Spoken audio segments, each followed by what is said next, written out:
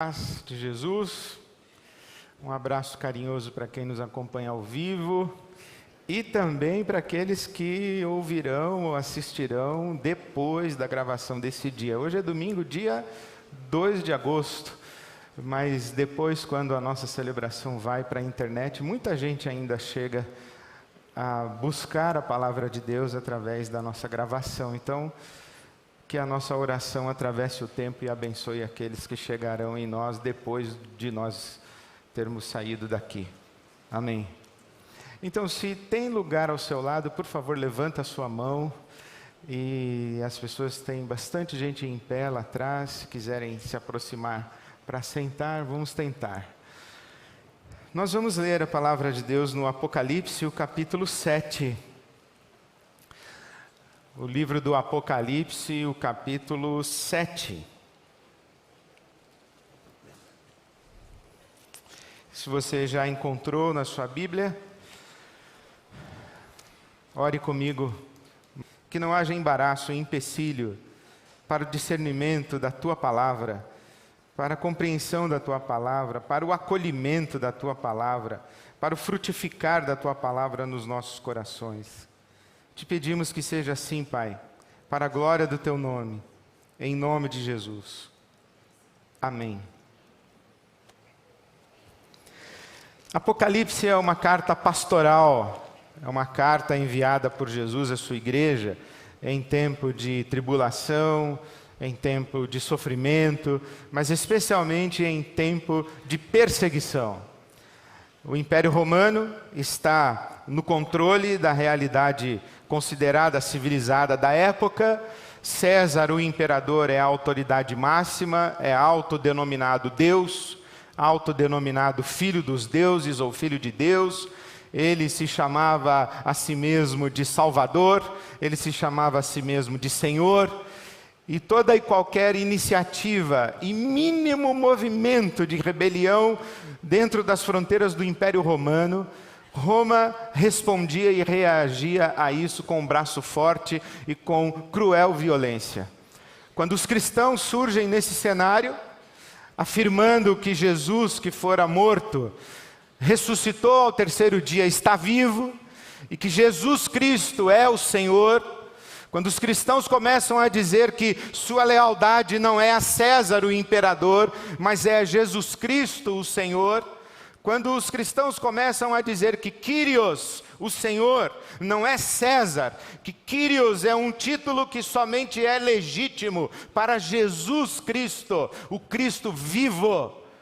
Então Roma age massacrando os cristãos por onde quer que eles estejam e vai buscá-los e persegui-los com uma crueldade extraordinária. E ao tempo em que o livro do Apocalipse, ou essa carta do Apocalipse, está sendo escrita pelo apóstolo João na ilha de Patmos, nesse tempo Domiciano é o imperador romano e a perseguição aos cristãos está mais cruel do que nunca. Nesse momento é razoável que a fé, a esperança, a relação com a própria pessoa de Jesus, no coração dos seguidores de Jesus, comece a fraquejar, comece a dar sinais de dubiedade. A igreja começa a vacilar no seu caminho do discipulado, se abrir para outras divindades, se abrir para a promiscuidade e a imoralidade, se abrir para a idolatria, enfim. É um momento crítico de muito sofrimento, muita perseguição, muita dor, muita morte e muito abalo da confiança, da fé e da esperança da igreja. Então Jesus escreve essa carta à igreja daquela época, escreve para nós também. Primeiro capítulo ele se apresenta. No capítulo 2 e no capítulo 3, ele dirige uma palavra específica a cada uma das 7 igrejas da Ásia, onde a perseguição está mais contundente. E no capítulo 4, João é arrebatado ao céu. Capítulo 4, versículo 1, ele atravessa um portal. Porque a igreja que está vivendo na história toda essa aflição, começa a perguntar para Deus: onde está o Cristo? Onde está o reino de Deus que Jesus Cristo havia anunciado? Onde está a promessa de vitória para os seguidores de Jesus. Essa igreja está em confusão. Então João é arrebatado ao céu, através de um portal, e lá recebe revelação de Deus. E Deus mostra para ele a história da perspectiva do céu. E lá no céu, a partir do capítulo 4, ele contempla em primeiro lugar o trono de Deus. Em segundo lugar, ele contempla Jesus ressuscitado. Contempla o Cordeiro de Deus. Mas ele vê também um livro que está lacrado com 7 selos, e ninguém pode abrir o livro, e ele chora de desespero, porque esse livro representa o desenrolar da história humana, e se não há ninguém capaz de desenrolar o livro da história, não há ninguém capaz de julgar essa história, não há ninguém capaz de promover justiça e sentido nessa história, e principalmente não há ninguém capaz de levar essa história a um fim bom, a um fim desejável, a um fim esperado, e mais precisamente a um fim prometido por Jesus e pelos profetas de Israel. O único que pode abrir o livro e arrancar o lacre, os 7 lacres, os 7 selos, é o Cordeiro. E no capítulo 6, Jesus começa a abrir os selos, e ao abrir os selos vai revelando o que está acontecendo e o que está para acontecer. E quando revela o que está acontecendo e o que está para acontecer, revela que por trás da história humana existem forças extraordinárias que arrebatam o coração dos povos, o coração das gentes e especialmente o coração dos reis, dos príncipes, dos generais, dos ricos e dos poderosos.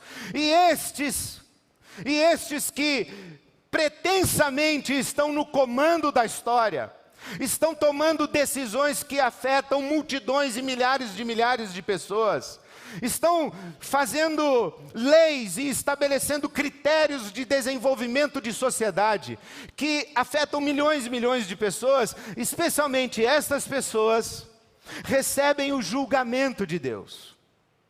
Estas pessoas e estes sistemas organizados anti-reino de Deus, contra o reino de Deus, contra a vontade de Deus. São sistemas que nós chamamos de sistemas vitimários. Sistemas que fazem vítimas. Pessoas que trocam a vontade de Deus pela sua própria vontade e impõem a sua própria vontade à custa de muito sacrifício de muita gente, deixando um rastro de sangue para trás e um rastro de vítimas para trás. São 4 selos de destruição. O 5º selo é justamente o selo em que essas vítimas, cujo sangue foi derramado, estão clamando por justiça. É como se estivéssemos olhando para o mundo e olhássemos o caos do mundo e dissesse: Deus, o Senhor não vai fazer nada. Como se víssemos pessoas destruindo vidas, massacrando vidas. Como se víssemos gente vitimada e disséssemos: Deus, o Senhor não vai fazer nada. Aliás, o sofrimento humano é um dos grandes argumentos usados contra a existência de Deus. É esse conflito que está aqui no Apocalipse. Então, o 5º selo é esse clamor das vítimas. Mas o 6º selo é o selo do juízo de Deus.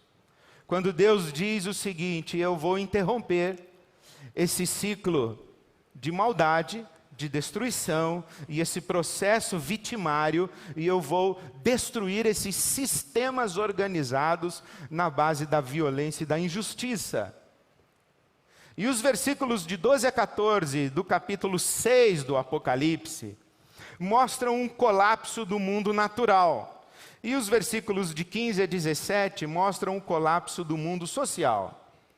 O 6º selo, que é aberto no versículo 12 do capítulo 6, quando Jesus abre o 6º selo, houve grande terremoto, então há um cataclisma cósmico. Mas no versículo 15 se diz que os reis da terra, os príncipes, os generais, os ricos e os poderosos, esconderam-se em cavernas e entre rochas e montanhas, e gritaram: as rochas e as montanhas caiam sobre nós, escondam-nos da face daquele que está assentado no trono, e da ira do Cordeiro, pois chegou o grande dia da ira. E quem poderá suportar? Quem poderá suportar esse dia em que Deus interfere e faz juízo, e gera um caos, e derruba a casa de todo mundo que construiu a sua casa como um sistema vitimário? À base da violência, à base da injustiça e à base do sangue inocente. Quem pode resistir? O que quero lhes falar hoje é justamente a resposta a essa pergunta, porque o capítulo 7 é a resposta a essa pergunta. Quem pode resistir ao inferno? Quem pode sobreviver ao inferno? Quem pode permanecer em pé quando Deus passar como juiz da história? E aqui quero fazer uma pausa e pedir para você prestar bastante atenção no que eu vou falar para você agora. Nós temos uma compreensão de inferno como um lugar para onde algumas pessoas, que não seja nenhum de nós, para onde algumas pessoas irão após a sua morte física. Depois da morte do corpo, alguns vão para o céu, outros vão para o inferno, onde você passará a eternidade. O inferno como um destino possível para a vida pós-morte.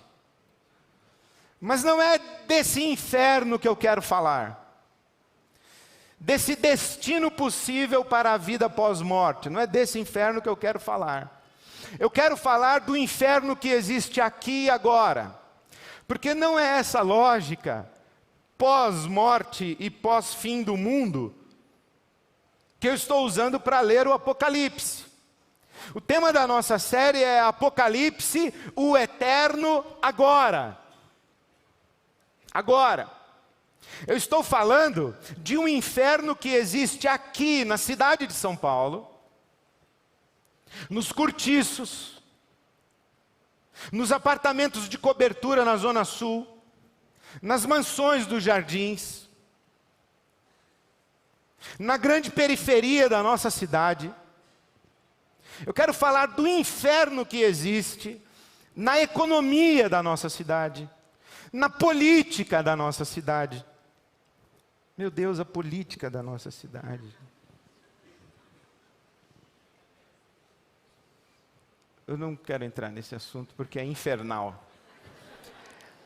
Eu quero falar do inferno que existe em algumas famílias, com quem nós convivemos, e quem sabe, a sua família. Quero falar não desse inferno espiritual, eu quero falar do inferno mais concreto, porque em nenhum momento eu estou falando que quem faz o mal que Jesus vem julgar é o diabo. Não estamos falando na leitura do Apocalipse no inferno como uma condenação eterna. Nós estamos falando que Deus vem julgar Roma, é o Império Romano, do mesmo jeito que julgou o Egito, o faraó, do mesmo jeito que julgou a Babilônia, o rei Nabucodonosor, do mesmo jeito que julgou a Pérsia, que julgou a Síria, que julgou Herodes, que morreu comido de bichos, do mesmo jeito que julgou Israel. O povo de Israel foi julgado na história, foi para o exílio, foi para o cativeiro. E quando você lê o Apocalipse, você faz uma ligação clara, explícita, com o livro do Ezequiel, no capítulo 7. Apocalipse, os capítulos 6 e 7, tem a ver com Ezequiel 7, 8 e 9. Olha que interessante. Veio a mim a palavra do Senhor, é o profeta Ezequiel, falando à casa de Israel, ao povo de Israel, no Velho Testamento. Veio a mim a palavra do Senhor. Filho do homem, assim diz o soberano, o Senhor, à nação de Israel. Diga para o povo de Israel, 2 pontos, chegou o fim, chega, basta. O fim chegou aos 4 cantos da terra de Israel. O fim está agora sobre você, e sobre você eu vou desencadear a minha ira. Eu julgarei você de acordo com a sua conduta, eu retribuirei você todas as práticas repugnantes que você tem desenvolvido. Não olharei com piedade para você, nem para a sua conduta e nem para a sua prática, mas eu retribuirei, e tenha certeza disso, cada uma das ações e das práticas repugnantes que você desenvolve. Assim diz o Senhor. Agora olha o capítulo 7 do Apocalipse, o versículo 1. Depois disso vi 4 anjos em pé nos 4 cantos da terra. Ora, lá em Ezequiel capítulo 7, o profeta diz, Deus mandou um recado para vocês, Ele está Velho Testamento com vocês e falou que chega, e que agora a casa vai cair nos 4 cantos da terra de Israel. No capítulo 7 do Apocalipse, ele viu anjos em pé nos 4 cantos da terra. Ele está fazendo referência a um juízo que acontece aqui na história, hoje, aqui, agora. A pergunta é, quem pode resistir a esse inferno? Não é Deus quem traz o inferno, Deus só revela o inferno. Tem uma coisa que eu queria lembrar para você: Deus não traz o inferno para lugar nenhum. Uma coisa que a gente precisa lembrar é que Deus sustenta esse mundo minimamente habitável por sua graça, por sua bondade, por sua misericórdia. E que se Deus tirar a mão 1 minuto daqui, o caos é absoluto. Por exemplo, eu não sei você, mas eu não faço ideia de quem eu seria, onde eu estaria, e que barbaridades eu estaria cometendo se Deus não estivesse segurando numa corda ou num elástico para eu não escapar. Não faço ideia. Então nós estamos falando do que está acontecendo aqui. Quem pode resistir quando, de vez em quando, o caos emerge? Quando você lê Romanos capítulo 1, o apóstolo Paulo diz assim, que porque os homens não glorificaram a Deus, Deus manifestou a sua ira do céu. Como? Entregando os homens às suas paixões. É aquilo que eu acabei de falar. Deus está segurando um elástico aqui. E você está querendo ir. E Ele fala, não vá. Ele te contém, Ele te interpela, Ele te segura, Ele te protege, não vá. Mas você tenta tanto, que um dia Ele solta e diz, então vá. Vá seguir o seu coração, vá seguir as suas paixões. É como se Deus dissesse assim, você quer ver o caos? Então tá bom, eu vou dar um passo para trás e eu vou deixar tudo desmoronar. Esse é um tempo de juízo de Deus e de disciplina de Deus. E por que Deus faz isso? Para dar ocasião para o surgimento do novo céu e da nova terra. Deus não é um anunciador de que o inferno está chegando. Deus, em último caso, para chamar a nossa atenção, dá um passo para trás e deixa o inferno subir. Aí a gente vê e grita em desespero, como esses homens gritaram no capítulo 6, versículo 15. Quem pode resistir ao inferno, quando o inferno sai dos esgotos da terra e ganha as ruas, e ganha as nossas casas, e causa estrago sistêmico nas nossas vidas? Quem pode resistir ao inferno na alma? Porque tem gente que vive o inferno circunstancial. Mas tem gente que você olha para as circunstâncias dessas pessoas, está tudo bem, mas o inferno está instalado na alma. Quando eu era bem menino, eu ouvi o pregador dizendo que tem gente que tira a alma do inferno, mas não tira o inferno da alma, fica infernalmente salva. Tem gente que está infernalmente vivendo confortavelmente. Tem gente que está infernalmente bem de vida. Tem gente que está infernalmente sossegado, com um monte de gente em volta olhando com inveja, sem saber que ali está uma alma que está cativa do inferno. Enfim, quem pode sair do inferno? Quem pode escapar ao inferno? Eu dou 5 respostas para você, e rápidas. Primeira, pode sair do inferno quem faz o discernimento entre o bem e o mal e vive de modo coerente com o discernimento do bem e do mal que tem. Porque quando aqui vem o dia da ira do Senhor, o juízo de Deus, há uma consciência de que há algo pelo que Deus está irado. Há algo que desperta a ira de Deus. Há algo que afeta o coração de Deus e que Deus considera inadmissível, intolerável, insuportável. Há algo que é praticado, que é feito, que estoura um limite da misericórdia de Deus aqui. E Ele vai dar um tapa na mesa e diz: chega, vocês passaram do limite. Boa parte da nossa vida é vivida em zona cinzenta. Aqui tem a luz, aqui tem a zona cinzenta, é uma penumbra, mas se você andar um pouquinho mais para cá, é escuridão. E boa parte da vida a gente passa por aqui, na zona cinzenta. A gente não sabe se é certo, se é errado. Alguém já disse que ética é a capacidade de escolher entre o errado e o errado. Entre o certo e o errado, a gente precisa ter coragem, não precisa ter ética. Agora, entre 2 errados é que a gente tem que ter ética. Quando você está diante de uma situação de transgredir ou transgredir, perder ou perder, você não tem alternativa. Há uma lenda africana de um homem que fez mira num animal, no meio da selva.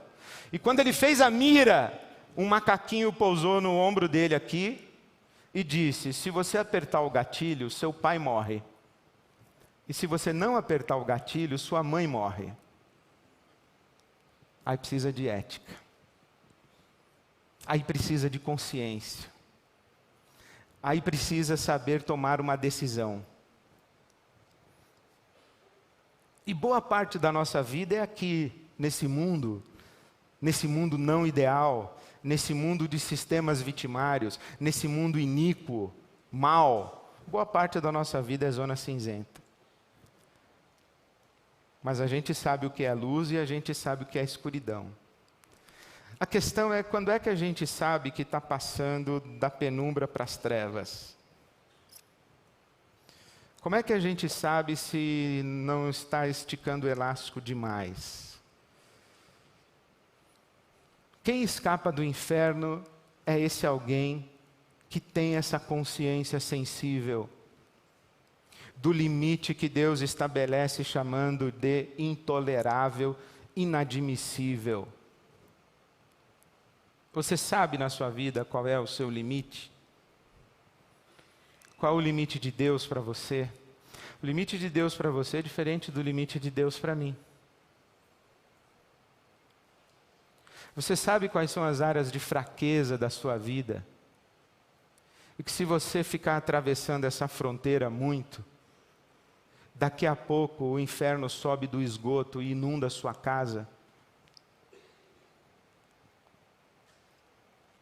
Você sabe qual é o seu ponto mais vulnerável?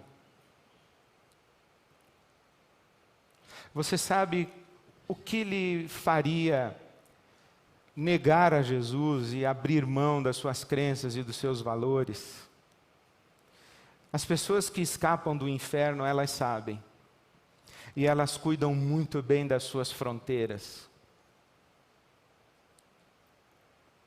Segundo, as pessoas que escapam do inferno, elas são beneficiadas pelo Cordeiro.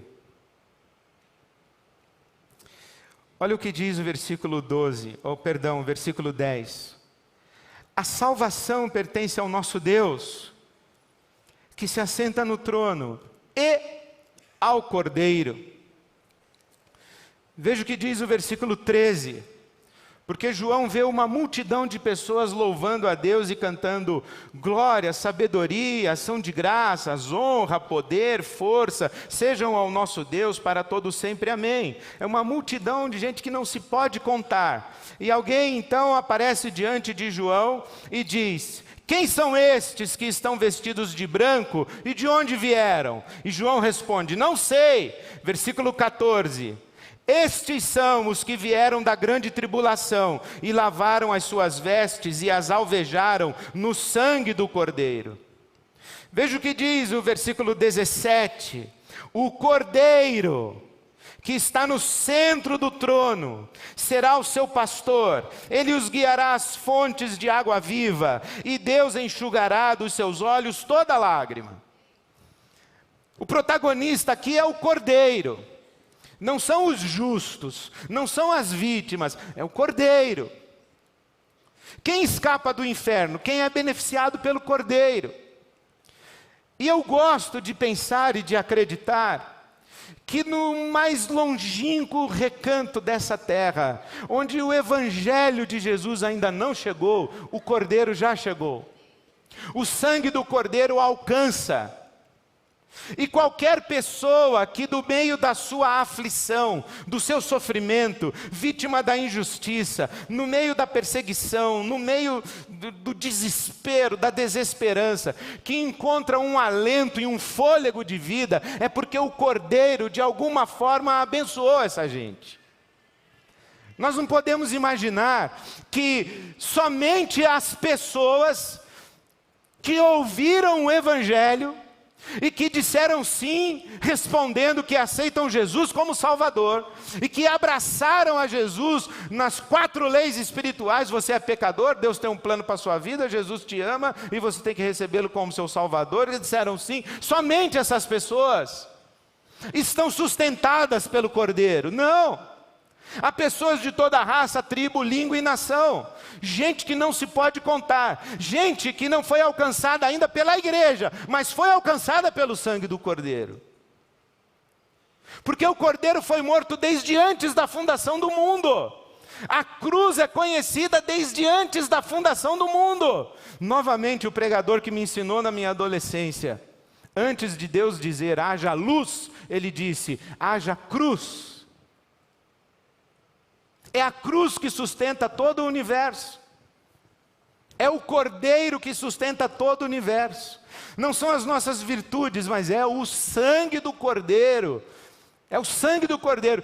Por que razão Deus trata com bondade quem não merece a bondade de Deus? Por que razão Deus trata com bondade e sustenta em vida quem sequer reconhece o favor de Deus? Porque Deus é bom. E porque o Cordeiro deu provisão para a graça de Deus. É isso que está aqui na Bíblia Sagrada.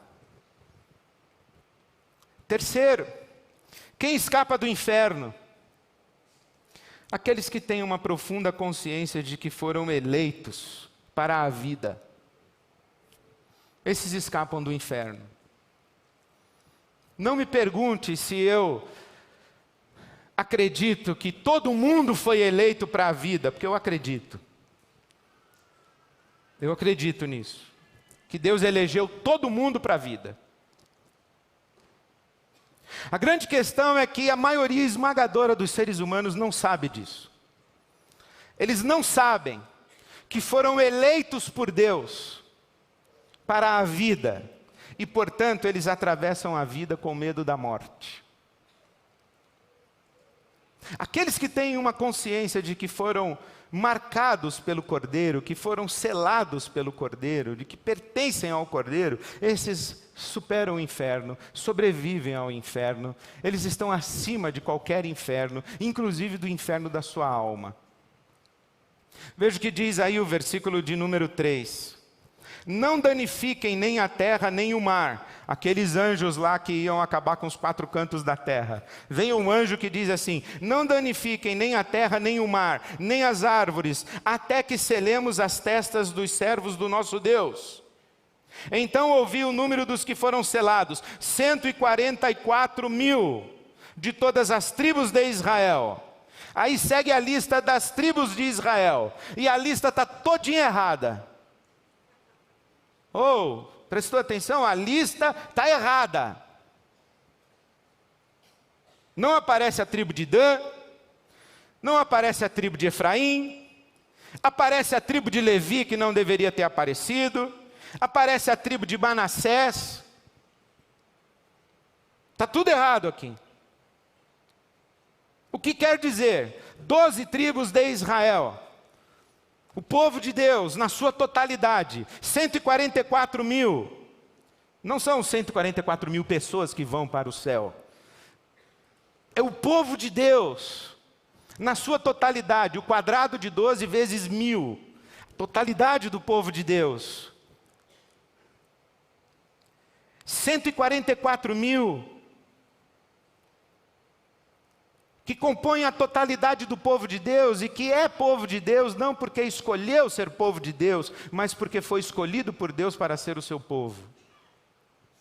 144.000, a totalidade do povo de Deus que recebeu o favor de Deus, e com quem Deus fez uma aliança. Tem um dos nossos poetas, que aliás eu gosto muito, que ele escreveu uma canção que diz assim: quando eu nasci, veio um anjo safado, um chato de um querubim, e decretou que eu estava predestinado a ser errado assim. O Apocalipse diz outra coisa, e eu creio a meu respeito outra coisa. Quando eu nasci, veio um anjo, e fez um X nas minhas costas, e falou: esse menino aí é de Jesus. Aqui a Bíblia Sagrada diz que o X foi feito na minha testa. O sinal da cruz na minha testa. Que símbolo extraordinário, não? O sinal da cruz na sua testa. Que coisa mais extraordinária eu abençoar você fazendo o sinal da cruz na sua testa. E o que é esse ato e esse gesto?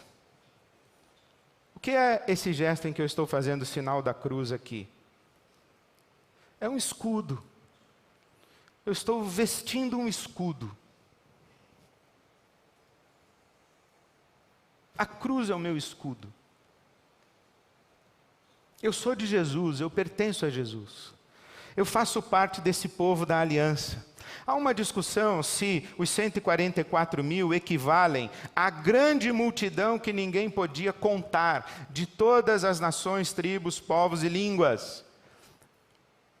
É o povo, os 144.000, o povo de Israel, e a grande multidão, a igreja de Jesus? Pode ser. Mas o fato é que esse povo que está aqui é o povo que foi eleito por Deus e que Deus trata com bondade. Você acredita isso a seu respeito? Que você está marcado com o sinal da cruz e que você pertence a Jesus? Quer ver uma coisa simples? Por exemplo, você tem medo de macumba? Mas pode falar a verdade. Você tem medo de macumba? Por exemplo, se você está passando por uma macumba, você não chuta porque você tem medo ou porque você tem respeito pela fé das pessoas?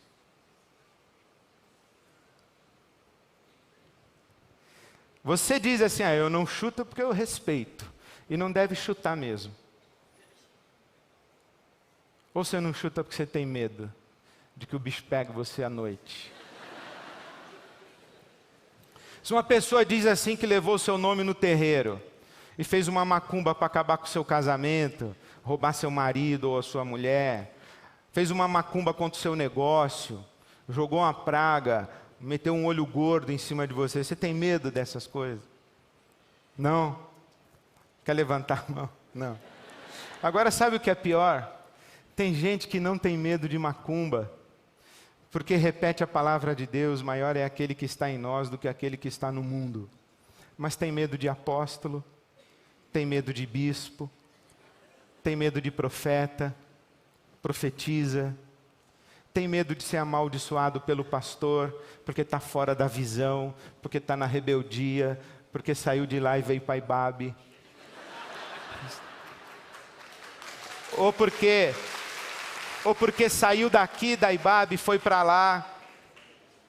Você não é propriedade de ninguém, você é propriedade exclusiva de Jesus. Ninguém tem direito de tocar na sua vida. Nem um espírito do mal, nem uma autoridade religiosa, nem ninguém pode tocar na sua vida. Você tem a marca de Jesus. E quando você anda no meio da escuridão, os bichos da escuridão vão tudo indo embora. Porque você entra com a marca de Jesus. Não é de você que eles têm medo. Eu lembro uma vez que eu estava diante de uma moça que estava tomada por espíritos malignos. E ela fazia assim com a cabeça e o cabelão dela caía aqui na frente assim. E eu estava com medo lascado naquele dia. Mas muito, eu estava com muito medo. Muito medo. E eu lembro que teve uma hora que ela ficou me olhando. Sabe aquela encarada assim? Pá! E foi me dando um comichão, foi subindo um calor. E eu sabia que a minha janela tinha grade, que não dava para eu pular. Eu não conseguia. E foi me dando um medo. E o medo foi aumentando, foi me dando um pânico, porque era um olhar de ódio, de ódio, de ódio. E quando eu já estava quase desviando o olhar, porque eu falei, eu não posso desviar o olhar. Não posso, eu falava, Jesus, eu não posso desviar o olhar aqui, quem tem que abaixar os olhos é essa mulher aí com esses espíritos. Mas o medo estava quase fazendo eu desviar o olhar. E sabe que nessa hora me ocorreu de dizer uma coisa só. Eu disse assim, você pensa que está medindo forças comigo? Você não está medindo forças comigo, você já é derrotado por Jesus Cristo. Baixou a cabeça, eu falei, glória a Deus. Funcionou. É isso. Você tem a marca ou não tem a marca? Você sabe que você tem a marca da cruz ou não sabe? Você acredita nisso ou não? Eu divorciei porque tem maldição na minha vida. A maldição é maior que a marca da cruz. Você está com vestes brancas lavadas pelo sangue do Cordeiro e ainda está com medo de maldição. É por isso que a sua vida é um inferno. Você não confia que Jesus libertou você, salvou você. Diz que você é filho dele, filha dele. Você fica com medo. Por exemplo, você tem medo de morrer?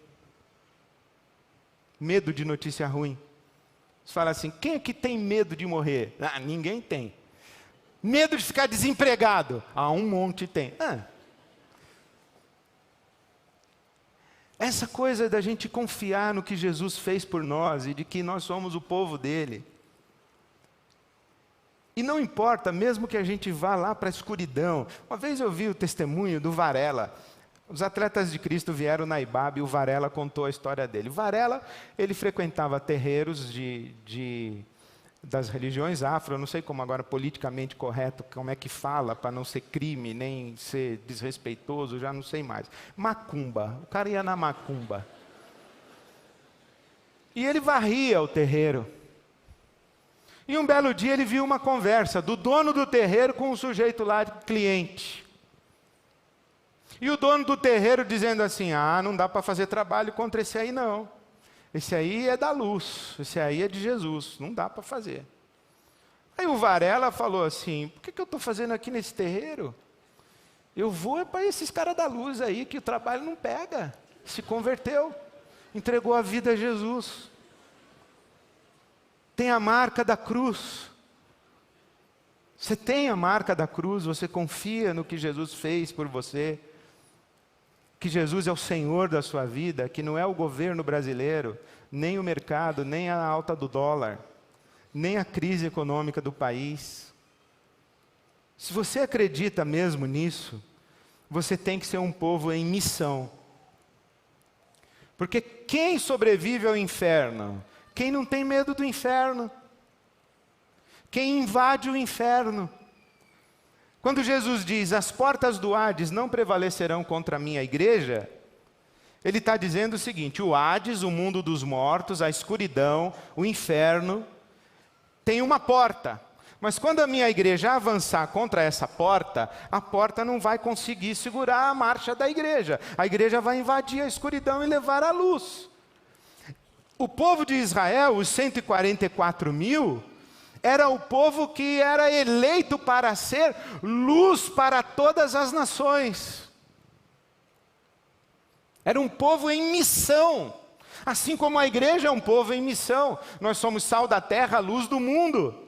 Se nós perdermos a nossa função missional, missionária, nós estamos traindo o propósito de Deus para nós. Nós somos um 144 mil inútil.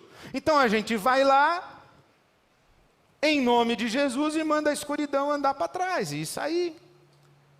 Esses aqui que têm essa ousadia, porque tem a marca da cruz e andam na direção da missão, esses sobrevivem ao inferno, porque não tem medo do inferno. Quinto e último. Quem são estes aí que sobrevivem ao inferno? São os que vieram da grande tribulação, versículo 14. Tem grande tribulação, viu, pessoal? Sabe quem sobrevive ao inferno? Quem sabe sofrer. Vou repetir. Quem sobrevive ao inferno? Quem sabe sofrer. Sofrer é uma arte que a gente tem que aprender. Primeiro, porque não é possível viver sem sofrer. Eu não estou rogando praga, eu só estou constatando um fato. Se você não sofreu ainda, você vai sofrer. Não é possível viver sem sofrer. Mas a gente tem que aprender a sofrer. Para a gente aprender a sofrer, a gente tem que saber algumas coisas. A primeira delas, a gente tem que saber por que a gente está sofrendo. Já reparou que o nosso problema não é o sofrimento, é sofrimento sem sentido. Por exemplo, alguém aqui quer ir para Campinas comigo uma vez por mês tomar uma injeção na perna? Tem interesse? Uma vez por mês, tomar uma injeção na perna?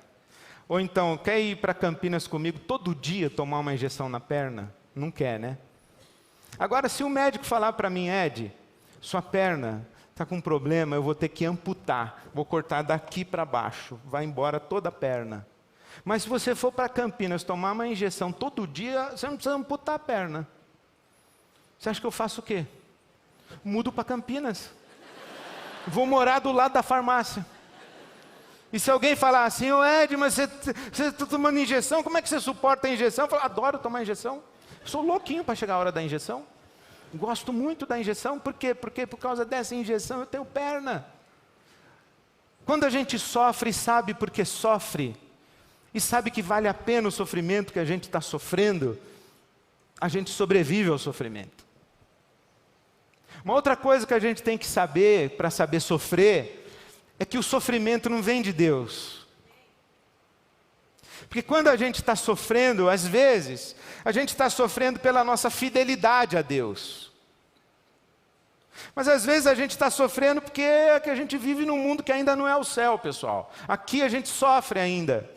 São as contingências da vida. E quando as contingências da vida trazem sofrimento para a gente tem que ter esperança e confiar que Deus está cuidando da gente e que não foi Ele que jogou a gente ali. Coisas como, por que Deus fez isso comigo? Por que Deus não ouve a minha oração? Deus esqueceu de mim? Deus não me ama? Essas palavras não cabem para quem acredita que tem a marca da cruz na testa. Para quem acredita e crê que foi eleita no Cordeiro para a vida. Agora, tem um sofrimento aqui, que ele é muito da alma também, viu? Que o salmista no Salmo 32 diz assim, enquanto eu calei o meu pecado, o meu corpo começou a apodrecer e os meus ossos começaram a apodrecer. Porque a mão de Deus pesava sobre mim e o meu vigor chegou ao fim. Então, quando a gente sofre um sofrimento que a gente mesmo causou para a gente aprende a sofrer como? Se arrependendo e saindo de lá. Mas não tem jeito da gente passar aqui por essa vida sem sofrer. A gente precisa saber qual é a fonte, a causa e qual é a nossa resposta ao sofrimento. Esse povo do Apocalipse sofria por fidelidade a Deus. Se você não está sofrendo por fidelidade a Deus, Deus é o grande aliado no seu sofrimento. Se você está sofrendo as contingências da vida, se você está sofrendo porque você cavou a sua sepultura, Deus é o seu aliado para sustentar você nesse sofrimento, para tirar você de lá e te dar uma outra oportunidade. Agora, se você está sofrendo por sua fidelidade a Deus, então Deus não é só o seu aliado, Deus é o seu companheiro, porque Ele está sofrendo junto com você. E esse sofrimento aqui é inevitável.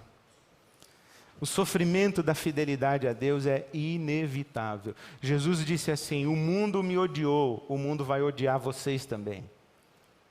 O mundo me odeia, vai odiar vocês. O apóstolo Paulo disse que todos aqueles que querem viver piedosamente padecerão perseguições. Esse é o Apocalipse. Alguém duvida de que nós estamos vivendo num mundo infernal? Não é possível.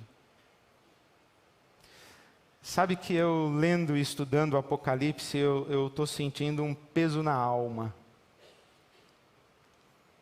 E hoje de manhã eu lembrei a história do dia quando eu estava de férias em Salvador, na praia. E veio um garotinho com um copinho de amendoim e falou assim: tio, por R$1. E eu disse: não, obrigado, querida.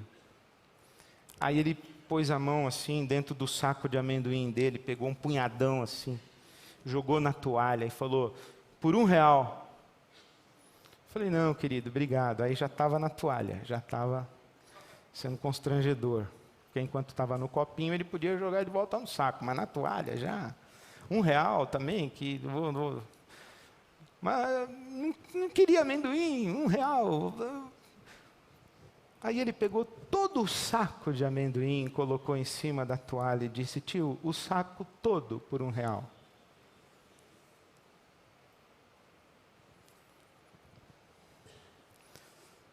O que você sente diante disso? Nós vivemos num mundo infernal.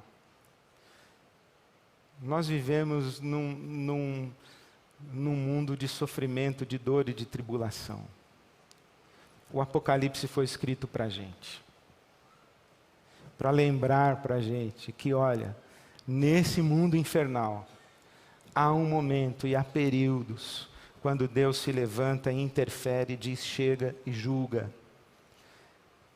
Que Deus revela toda a maldade, para que a maldade revelada seja varrida e possa surgir novo céu e nova terra. Mas quando esse lodo, esse esgoto todo vem e toma a rua, quem sobrevive? Primeiro, quem é coerente com o seu discernimento do bem e do mal e vive, guardando bem as suas fronteiras entre bem e mal. Deus não é neutro. Segundo, quem sobrevive? Sobrevivem aqueles que confiam nos méritos do Cordeiro de Deus que tira o pecado do mundo. O Cordeiro de Deus sustenta inclusive aqueles que dele nunca ouviram falar, quanto mais a nós que temos essa consciência, essa convicção e essa fé. Quem sobrevive ao inferno? Aqueles que têm uma profunda convicção de que foram eleitos por Deus para a vida e que têm a marca da cruz na testa e que estão cobertos pelo escudo que a cruz de Jesus é para cada um de nós. Quem sobrevive ao inferno? Quem não tem medo do inferno e vive para confrontar o inferno e cumprir a missão do Cordeiro no inferno. Quem sobrevive ao inferno? Quem sabe sofrer e sofre por dignidade e por fidelidade ao Cordeiro. Sofre com esperança as contingências da vida e foge de sofrer um sofrimento que o pecado causa na vida de quem o abraça. Esses sobrevivem ao inferno. Eu oro a Deus que você tenha discernimento da palavra para sobreviver aos infernos por onde você transita.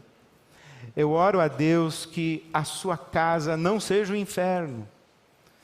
E se porventura a sua casa, a sua vida é um inferno, é porque você está transitando na maldade, e é hora de você sair de lá.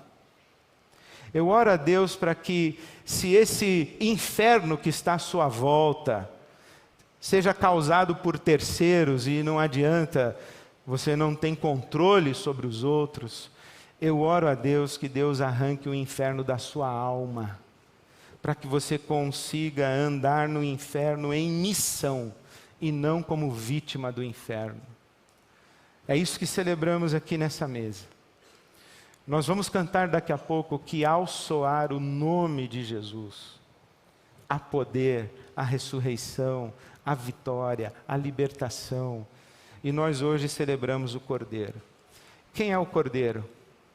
O Cordeiro, irmãos, é aquele que veio para nos livrar do inferno. Agarre-se no Cordeiro. Peça para Ele arrancar você do inferno, arrancar o inferno da sua alma. E viva nessa convicção de que o Cordeiro tem você na palma da sua mão e que você está selado.